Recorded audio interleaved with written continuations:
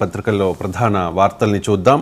America పర్యటన ముగించుకుని దక్షిణ కొరియాలో అడుగుపెట్టారు తెలంగాణ ముఖ్యమంత్రి రేవంత్ రెడ్డి. పెట్టుబడుల ఆకర్షణే లక్ష్యంగా అమెరికా పర్యటనలో మొత్తం 31,532 కోట్లు పెట్టుబడులు పెట్టేందుకు, అలాగే 30,750 కొత్త ఉద్యోగాలు ఈ పెట్టుబడుల ద్వారా యువతకు ఉపాధి అవకాశాలు వస్తాయి అని చెప్పి ప్రభుత్వం చెబుతోంది. ముఖ్యమంత్రి రేవంత్ రెడ్డి అమెరికా పర్యటన అయితే విజయవంతమైంది. ప్రజెంట్ దక్షిణ కొరియాలో ఆయన పర్యటిస్తూ ఉన్నారు. పెట్టుబడులకు కొరియా సిద్ధమంటూ ఉన్నారు రేవంత్ రెడ్డి. వరంగల్లోని కాకతీయ మెగా టెక్స్టైల్ పార్క్లో దక్షిణ కొరియా పెట్టుబడులు పెట్టబోతోంది. టెక్స్టైల్ ఫెడరేషన్ సానుకూలత, ఆ దేశ పారిశ్రామికవేత్తలతో సీఎం రేవంత్ రెడ్డి సమావేశమయ్యారు. తెలంగాణలో హుందాయ్ మెగా టెస్టింగ్ సెంటర్, విద్యుత్, గ్యాస్, బ్యాటరీల తయారీలో ఎల్ఎస్ కార్పొరేషన్, అంతర్జాతీయ స్థాయిలో మౌలిక వసతులు సమకూర్చాం, అన్ని విధాలా సహకరిస్తాం అంటూ ఉన్నారు రేవంత్ రెడ్డి. మా రాష్ట్రానికి రండి అంటూ అక్కడ ప్రతినిధులతో సమావేశంలో రేవంత్ రెడ్డి పిలుపునిస్తూ ఉన్నారు. మరోవైపు అంటే చాలా సంస్థలు, కాగ్నిజెంట్ అవ్వచ్చు, లేకపోతే వేరే వేరే సంస్థలు తెలంగాణలో పెట్టుబడులు పెట్టేందుకు సిద్ధమవుతున్న తరుణంలో ఇక్కడ తెలంగాణ నుంచి ఒక 3 సంస్థలు వేరే రాష్ట్రాలకు తరలిపోతూ ఉన్నాయి. బ్రాండ్ తెలంగాణను బలిపెడుతూ ఉన్నారు అంటూ కేటీఆర్ అండ్ బీఆర్ఎస్ నాయకులు కూడా ఆరోపణలు చేస్తున్న పరిస్థితి. అవి కేన్స్, కార్నింగ్ అండ్ ఈ అమర్ రాజా. గల్లా జయదేవ్, ఆయన తెలుగుదేశం ఎంపీగా కూడా గుంటూరు నుంచి 2 సార్లు పోటీ చేశారు. చంద్రబాబు నాయుడుకు మంచి సన్నిహితులు. అలాంటి వ్యక్తి అంటే బీఆర్ఎస్ ప్రభుత్వంలో మాకు చాలా హామీలు ఇచ్చారు కేటీఆర్. మహారాష్ట్రకు వెళ్లే కంపెనీని తెలంగాణకు రమ్మని ఆహ్వానించారు. సో ఆంధ్రప్రదేశ్లో అప్పటి జగన్మోహన్ రెడ్డి వ్యతిరేక చర్యలకు తట్టుకోలేక వేరే రాష్ట్రాల్లో మా కంపెనీని ఎక్స్పాండ్ చేద్దాం అనుకున్నాం. సో మహారాష్ట్రకు వెళ్లే క్రమంలో కేటీఆర్ అభ్యర్థన మేరకు, రిక్వెస్ట్ మేరకు తెలంగాణ వచ్చాము అని చెప్పి అప్పట్లో చెప్పిన పరిస్థితి. కానీ ఇప్పుడు ఆ బీఆర్ఎస్ ఇచ్చిన హామీల్ని రేవంత్ రెడ్డి నెరవేర్చకపోతే ఖచ్చితంగా తరలి వెళ్ళిపోతామంటూ కూడా చెప్పిన పరిస్థితి. ఈ నేపథ్యంలో కేటీఆర్ కూడా రెస్పాండ్ అయ్యారు. బ్రాండ్ తెలంగాణను బలిపెడుతూ ఉన్నారు. ప్రభుత్వ పాలసీలు పెట్టుబడుల్ని ఆకర్షించాలి. కాంగ్రెస్ సర్కార్ స్వార్థ రాజకీయాల కోసం రాష్ట్ర ప్రయోజనాల్ని తాకట్టు పెట్టద్దు. ఎంతో కష్టపడితే వచ్చిన అమర్ రాజా రాష్ట్రాన్ని వీడుతామని ప్రకటించడం బాధాకరం అంటూ కూడా బీఆర్ఎస్ నాయకులు చెప్తున్న పరిస్థితి. ఒకవైపు ఫ్యూచర్ స్టేట్ తెలంగాణ, అదే క్యాప్షన్తో ముందుకెళ్తాం, అదే ట్యాగ్లైన్ అని చెప్పి రేవంత్ రెడ్డి ఆయన ప్రయత్నం చేస్తూ ఉంటే, మరోవైపు బీఆర్ఎస్ నాయకులు అయితే అపోజ్ చేస్తూ ఉన్నారు. మీరు బ్రాండ్ తెలంగాణను బలిపెడుతూ ఉన్నారు. 10 ఏళ్ల పాటు కేసీఆర్ నాయకత్వంలో ఎన్నో సంస్థలు ఇక్కడికి వచ్చాయి, హైదరాబాద్ చుట్టుపక్కల విస్తరించాయి. సో వాటిని ఇబ్బంది పెడుతూ ఉన్నారు అంటూ బీఆర్ఎస్ నాయకులు కామెంట్ చేస్తున్న పరిస్థితి. అండ్ సీఎం రేవంత్ రెడ్డి విదేశీ పర్యటన ముగిసిన వెంటనే ఇప్పటివరకు ఒక సీఎం హోదాలో పెట్టుబడుల ఆకర్షణ మీద ఆయన ఫుల్ ఎఫర్ట్ పెడుతూ ఉన్నారు. ఆయన వచ్చిన తర్వాత మరోసారి ఆకర్ష అంటే ఇప్పటికే 10 మంది బీఆర్ఎస్ ఎమ్మెల్యేలు కాంగ్రెస్ పార్టీలో జాయిన్ అయిపోయారు. సో ఆ 10 మందిలో గద్వాల ఎమ్మెల్యే విషయంలో కాస్త కన్ఫ్యూజన్ అయిన తర్వాత ఎట్టకేలకు ఆయన మళ్ళీ తిరిగి కాంగ్రెస్ గూట్కి వెళ్ళిపోయిన పరిస్థితి. సో మరో 6, అందులోనూ ఈ గ్రేటర్ హైదరాబాద్ పరిధిలో 2023 తెలంగాణ అసెంబ్లీ ఎన్నికల్లో ఎక్కువ స్థానాల్లో గణనీయమైన సంఖ్యలో బీఆర్ఎస్ ఎమ్మెల్యే స్థానాలని కైవసం చేసుకుంది.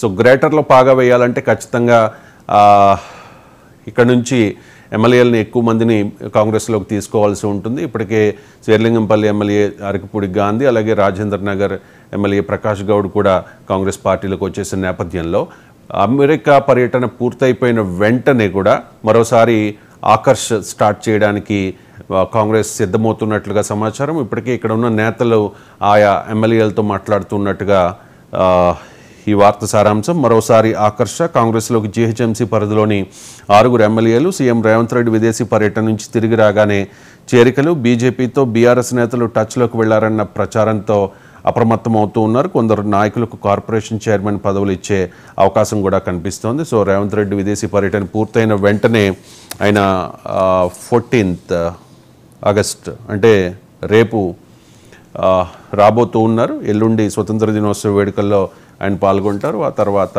16 కానీ లేకపోతే 17 కానీ బీఆర్ఎస్ ఎమ్మెల్యేల చేరిక ఉండవచ్చు అని కాంగ్రెస్ పార్టీ నాయకులు మాట్లాడుకుంటున్న పరిస్థితి. ఇక కమలం విషయానికి వస్తే ఆ పార్టీ ఇప్పటి వరకు రాష్ట్ర అధ్యక్షుడిని నియమించడంలో ఎందుకో తాత్సారం వహిస్తోంది. ముఖ్యంగా ఇద్దరు పేర్లు వినిపిస్తూ ఉన్నాయి రేసులో. ఈటల రాజేందర్, ఆయన బీఆర్ఎస్ నుంచి బీజేపీలోకి వచ్చారు. రామచంద్రరావు, ఆయన గతంలో ఎమ్మెల్సీగా పనిచేశారు, మొదటి నుంచి కూడా బీజేపీలోనే ఉన్నారు. వీళ్ళిద్దరి మధ్య కూడా కుర్చీ పోరు నడుస్తోంది. ఎత్తులు పై ఎత్తులు వేస్తోన్న ఆశావాహులు, ముఖ్య నేతల మధ్య కొరవడిన సయోధ్య ఆచితూచి వ్యవహరిస్తోంది హైకమాండ్ అని చెప్పేసి. సో ఈటెల రాజేందర్కి అవకాశం దక్కుతుందో, లేకపోతే మొదటి నుంచి పార్టీని అంటుపెట్టుకుని ఉండి పార్టీకి విధేయుడిగా ఉన్న రామచంద్రరావుకి అవకాశం దొరుకుతుందా అనే దాని మీద పార్టీలో విస్తృతమైన చర్చ జరుగుతోంది. త్వరలోనే తెలంగాణ బీజేపీ అధ్యక్షుడి నియామకం కూడా జరగబోతోందనే ప్రచారం జరుగుతోంది. ఇక బండి సంజయ్ రాహుల్ గాంధీ మీద తీవ్ర ఆరోపణలు చేశారు. ఈ బంగ్లాదేశ్ వ్యవహారంలో, అక్కడ హిందువుల మీద జరుగుతున్న దాడుల వ్యవహారంలో చాలా పార్టీలు అంటే రాజకీయాలకు అతీతంగా ఎన్డీఏ గవర్నమెంట్ తీసుకున్న చర్యలకు, షేక్ హసీనాకు ఆశ్రయం ఇచ్చిన అంశం మీద కూడా శశి థరూర్ కానీ ప్రియాంక గాంధీ లాంటి వాళ్ళు పాజిటివ్గా రెస్పాండ్ అయితే, రాజకీయాలకు అతీతంగా రాహుల్ గాంధీ బంగ్లా వ్యవహారం మీద ఇప్పటి వరకు ఆయన రెస్పాండ్ అవ్వలేదు. వాస్తవానికి దీన్నే బండి సంజయ్ కమెంట్ చేస్తూ ఉన్నారు, క్వశ్చన్ చేస్తూ ఉన్నారు. చైనా ఆలోచనలు అమలు చేసే వ్యక్తి రాహుల్ గాంధీ, అందుకే బంగ్లాదేశ్ పరిణామాలపై నోరు విప్పడం లేదు అంటూ కమెంట్ చేశారు. బంగ్లా హిందువులపై దాడుల గురించి అందుకే ఆయన స్పందించడం లేదు, దేశాన్ని కులాల పేరుతో విభజించే కుట్ర చేస్తూ ఉన్నారు అంటూ కేంద్ర హోంశాఖ సహాయ మంత్రి బండి సంజయ్ రాహుల్ గాంధీ మీద ఫైర్ అయ్యారు. ఒకసారి బయట ప్లే చేయండి. బండి సంజయ్ బయట. అరే బంగ్లాదేశ్ లో అంత దారుణ మారణ జరుగుతుంటే రాహుల్ గాంధీ అనే వ్యక్తి ఇంతవరకు మాట్లాడతలేడు. రాహుల్ గాంధీ మాట్లాడే భాష ఏంటంటే శ్యామ్ పిట్రోడా అమెరికా భాష, అంకుల్ శ్యామ్ పిట్రోడా భాష, అమెరికా భాష రాహుల్ గాంధీ మాట్లాడుతాడు. వాళ్ళ చైనా ఏది వద్దంటే రాహుల్ గాంధీ అది పాటిస్తాడు. వద్దన్న దాన్ని రాహుల్ గాంధీ, చైనా ఏది చెప్తే రాహుల్ గాంధీ దాన్ని మాత్రమే పాటిస్తాడు. చైనా విధానాలను, చైనా ఆదేశాలను పాటించే వ్యక్తి రాహుల్ గాంధీ. అరే బంగ్లాదేశ్ లో అంత దారుణ మారణ జరుగుతుంటే రాహుల్ గాంధీ అనే వ్యక్తి ఇంతవరకు మాట్లాడతలేడు. రాహుల్ గాంధీ మాట్లాడే భాష ఏంటంటే శ్యామ్ పిట్రోడా అమెరికా భాష, రైట్. గతంలో కూడా భారతీయ జనతా పార్టీ రాహుల్ గాంధీ మీద ఆరోపణలు చేసింది. రాహుల్ గాంధీకి చైనా ఆర్థికంగా కూడా సహాయం చేస్తోంది. కాంగ్రెస్ పార్టీ ఎన్నికలకు వెళ్లే ప్రతిసారి కూడా చైనా సపోర్ట్ చేస్తోంది అనే కొన్ని ఆరోపణలు కూడా గతంలో చేసిన పరిస్థితి. సో తాజాగా బండి సంజయ్ ఈ ఆరోపణలు చేస్తూ ఉన్నారు. రాహుల్ గాంధీ వాస్తవానికి ఈ బంగ్లా అంశం మీద రెస్పాండ్ అవ్వలేదు, దాన్నే బండి సంజయ్ క్వశ్చన్ చేస్తూ ఉన్నారు. ఇక కవితకు మధ్యంతర బెయిల్ ఇవ్వలేం, ఆమె దుర్బలమైన మహిళ కాదని హైకోర్టు పేర్కొంది. ప్రతివాదుల వాదన విన్న తర్వాతే నిర్ణయం. బెయిల్ పిటిషన్పై సుప్రీంకోర్టు వ్యాఖ్యలు. తదుపరి విచారణ ఈ నెల 20కి వాయిదా పడింది. సిసోడియా, ఢిల్లీ ఉప ముఖ్యమంత్రి సిసోడియా 17 నెలల రిమాండ్ తర్వాత, జైల్లో ఉన్న తర్వాత ఆయన 17 నెలల తర్వాత రిలీజ్ అయ్యారు. సో సిసోడియాకు బెయిల్ వచ్చింది కాబట్టి కేజ్రీవాల్కే వస్తుంది, కవితకి వస్తుంది అని చెప్పి అందరూ ఆశించారు. కేటీఆర్ కూడా ఇదే అసభావం వ్యక్తం చేశారు. కానీ కవితకు మధ్యంతర బెయిల్ ఇచ్చే విషయంలో మాత్రం సుప్రీంకోర్టు ససేమిరా అంటోంది. ఆమె దుర్బలమైన మహిళ కాదు అని చెప్పి హైకోర్టు పేర్కొంది అంటూ కామెంట్ చేసిన పరిస్థితి. ఈ నెల 20కి తదుపరి విచారణ వాయిదా పడింది. ఇక బ్రాండ్ ఏపీ అంటూ ఉన్నారు చంద్రబాబు నాయుడు. ఒకవైపు ఫ్యూచర్ స్టేట్ తెలంగాణ అని చెప్పి రేవంత్ రెడ్డి ఈ పరిశ్రమలను, కొత్త పరిశ్రమలను తీసుకొచ్చే విధానంలో, పెట్టుబడులను తీసుకొచ్చే అంశంలో అగ్రెసివ్గా విదేశీ పర్యటన చేస్తూ ఉంటే, మరోవైపు కొత్త పారిశ్రామిక విధానం తీసుకొస్తాం త్వరలోనే, బ్రాండ్ ఏపీ అంటూ చంద్రబాబు నాయుడు ఆంధ్రప్రదేశ్ను అభివృద్ధి చేసే విషయంలో ముందుకెళ్తూ ఉన్నారు. టాప్ 5 రాష్ట్రాలతో పోటీ పడాలి, 15% సమగ్ర వృద్ధే లక్ష్యం అంటూ ఉన్నారు. నీతి ఆయోగ్ ఆలోచనలని పరిగణలోకి తీసుకోవాలి. ఏ రాష్ట్రంలోనూ లేని విధంగా మనకు 10 ఓడరేవులు ఉన్నాయి, 10 విమానాశ్రయాలు ఉన్నాయి, అండ్ సుదీర్ఘమైన కోస్టల్ లైన్ ఉంది. పశ్చిమ కంటే తూర్పు తీర ప్రాంతం రోడ్డు, రైలు, విమానయానంతో అనుసంధానం, ఇవన్నీ పరిశ్రమల ఏర్పాటుకు అనుకూలం. 100 రోజుల్లోగా ముఖ్య పాలసీలు తీసుకుంటామంటూ చంద్రబాబు నాయుడు చెప్తూ ఉన్నారు. 16న పారిశ్రామికవేత్తలతో చంద్రబాబు నాయుడు ఒక కీలకమైన సమావేశం కూడా సమావేశం కాబోతూ ఉన్నారు పారిశ్రామికవేత్తలతో. అండ్ ఇంకొకటి, అమరావతికి అండగా ప్రపంచ బ్యాంక్ మళ్ళీ తెరపైకి రుణ ప్రణాళిక. చంద్రబాబును కలిసింది ప్రపంచ బ్యాంక్ బృందం. సో ప్రస్తుత పరిస్థితిని వివరించారు అధికారులు. రాజధానిలో 2050 నాటికి 35 లక్షల మంది జనాభా ఉండొచ్చు. 20% పచ్చదనం, పార్కులు, తగిన సదుపాయాల కల్పనకు భారీ వ్యయం. మరోసారి రాష్ట్రానికి రానున్న బృందం. ఆ తర్వాత రుణ మంజూరుపై స్పష్టత. గతంలో వైసీపీ తప్పుడు ఫిర్యాదులతో గండిపడింది అని చెప్పి ఒకవైపు చంద్రబాబు నాయుడు చెప్తూ ఉన్నారు, అభివృద్ధి చేయాలి అంటే సంపద సృష్టించాలి, సంపద సృష్టించి మేము అభివృద్ధి చేస్తాం, అది అమరావతి అవ్వచ్చు, మొత్తం ఆంధ్రప్రదేశ్ అవ్వచ్చు అని చెప్పేసి. సో ముందుగా అమరావతి అభివృద్ధి చెందాలి అంటే అక్కడ రాజధాని నిర్మాణం పూర్తవ్వాలి అంటే ఖచ్చితంగా ఆర్థిక సహాయం అవసరమవుతుంది. సో ప్రపంచ బ్యాంక్ దీనికోసం ముందుకొచ్చింది. రుణ ప్రణాళికను కూడా ఆంధ్రప్రదేశ్ ప్రభుత్వం రెడీ చేస్తోంది. చంద్రబాబును కలిసిన తర్వాత చాలా పాజిటివ్గా రెస్పాండ్ అయ్యారు ప్రపంచ బ్యాంక్ అధికారులు. ఇక కాంగ్రెస్ బలోపేతంపై అధిష్టానం దృష్టి. దేశవ్యాప్తంగా అనూహ్యంగా 99 స్థానాల్లో కాంగ్రెస్ పార్టీ విజయం సాధించింది. ఎవరి అంచనాలకు అందని విధంగా సర్వేలను కూడా, అంటే సర్వేల్లో కూడా కాంగ్రెస్కి అంత నెంబర్ రాలేదు, కానీ అనూహ్యంగా గట్టి పోటీ ఇచ్చింది ఎన్డీఏ కూటమికి అండ్ బీజేపీకి. సో కాంగ్రెస్ బలోపేతంపై, దేశవ్యాప్తంగా కాంగ్రెస్ బలోపేతంపై అధిష్టానం దృష్టి పెట్టిన పరిస్థితి. సో తెలంగాణలో ఆల్రెడీ అధికారంలో ఉంది, ఆంధ్రప్రదేశ్లో కూడా గణనీయంగా అక్కడ పుంజుకోవాలి అని చెప్పి ప్లాన్స్ వేస్తున్న నేపథ్యంలో సంస్థాగతంగా బలపడేందుకు వ్యూహరచన చేస్తోంది. ఇవాళ అన్ని రాష్ట్రాల అధ్యక్షులతో సమావేశం జరగబోతోంది. పిసిసి చీఫ్ హోదాలో వైఎస్ షర్మిల కూడా ఈ సమావేశానికి హాజరు కాబోతూ ఉన్నారు. ఇక విశాఖ ఎమ్మెల్సీ ఉప ఎన్నికకు టీడీపీ దూరం అనే వార్తను మనం ఆంధ్రజ్యోతిలో చూస్తూ ఉన్నాం. ఇప్పటివరకు అఫీషియల్గా ఆ పార్టీ అనౌన్స్ చేయలేదు తెలుగుదేశం పార్టీ ఎమ్మెల్సీ ఉప ఎన్నికకు దూరం అవుతుంది అని చెప్పి. అత్యధిక స్థానిక ప్రజాప్రతినిధులు వైసీపీ వైపు ఉన్నందునే వైసీపీ తరపున బొత్స నామినేషన్, ఆల్రెడీ నిన్న బొత్స నామినేషన్ దాఖలు చేశారు. ఆయన చాలా కాన్ఫిడెంట్గా ఉన్నారు ఎమ్మెల్సీగా గెలుస్తాము అని చెప్పి, ఎందుకంటే 600కు పైగా నెంబర్ వాళ్ళ వైపు ఉంది కాబట్టి. కానీ తెలుగుదేశం పార్టీ మాత్రం ఇప్పటి వరకు ఎటువంటి నిర్ణయము తీసుకోలేదు. సో ఆంధ్రజ్యోతిలో వచ్చిన వార్త ఇది, విశాఖ ఎమ్మెల్సీ ఉప ఎన్నికకు టీడీపీ దూరము అని చెప్పి. సో కానీ అఫీషియల్గా పార్టీ ఎటువంటి అనౌన్స్మెంట్ చేయలేదు. ఈనాడులో వచ్చిన వార్తను కూడా చదువుతాను. ఎమ్మెల్సీ ఉప ఎన్నికలో టీడీపీ పోటీపై నిర్ణయం నేడు. పోటీ చేస్తే పార్టీ అభ్యర్థిగా దిలీప్ చక్రవర్తి బైరా దిలీప్ చక్రవర్తి, ఆయన తెలుగుదేశం పార్టీలో కీలకంగా ఉన్నారు. ఆయన ప్రజారాజ్యం పార్టీలో కూడా చిరంజీవికి సపోర్ట్ చేశారు.